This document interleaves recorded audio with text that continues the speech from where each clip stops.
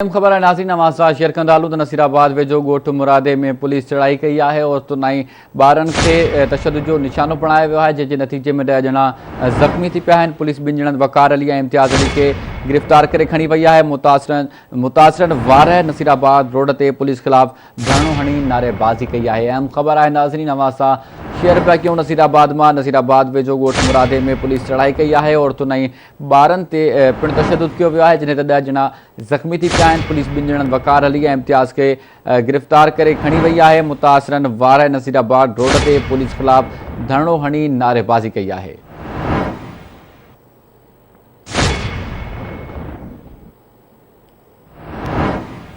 इन हवाले से वधीक ॻाल्हि ॿोल कंदासीं। नसीराबाद में आवाज़ रिपोर्टर बशीर लगारी असां सां टेलीफोन लाइन पर मौजूद है।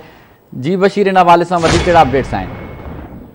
हाँ जी, तव्हां ॿुधायां त अॼु नसीराबाद भरिसां ॻोठ आहे मुरादी, उन में उस्ताद आहे वली मोहम्मद शेख, उनजे घर ते नसीराबाद जेको आहे नसीराबाद ऐं ड्रिग पुलिस जेको आहे सुबुह जो सवेर निमाज़ खां पहिरियां जेको आहे फजर निमाज़ खां उनजे घर ते चढ़ाई कई आहे।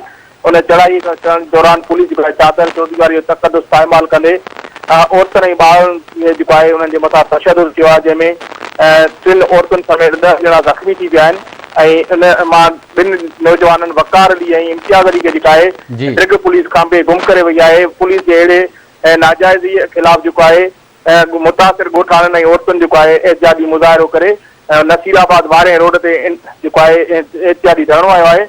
उन धरणे दौरान असांजे मुतासिरीन खे चयो त बिना जवाब ड्रिग पुलिस जेका आहे असांजे घरनि ते चढ़ाई करे चादर ऐं चौधरी वारे तक़दुस पायमाल कयो आहे ऐं उन्हनि बिना जवाब जे औरतुनि ते जेको आहे तशद्दुद कयो आहे, जंहिंमें 3 औरतूं जेके आहे मसमात रहमत खातून, संदसि 2 धीअरूं मसमात अफरोज़ खातून, मसमात साइमा खातून ऐं उन सां गॾु मुश्ताक अहमद, आकाश अली, मोहम्मद अनवर, बिलावल ऐं शाहनवाज़ समेत 10 ॼणा ज़ख़्मी थी विया आहिनि।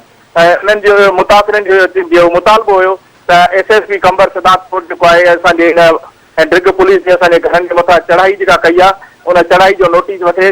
उन्हनि इहो बि चयो त ड्रिग पुलिस जॾहिं असांजे घरनि ते चढ़ाई कई त असांजे घरनि मां लखे रुपयनि जा सोना ज़ेवर ऐं मोबाइल फ़ोनूं पिणु खणी वई आहे। उहे मोबाइल फ़ोनूं ऐं सोना ज़ेवर वापसि कराए ऐं बिना जवाब जेके गिरफ़्तार कयल 2 नौजवान आहिनि इम्तियाज़ ऐं वकार खे फौरी तौर ते रिहा कराए ॾिनो वञे।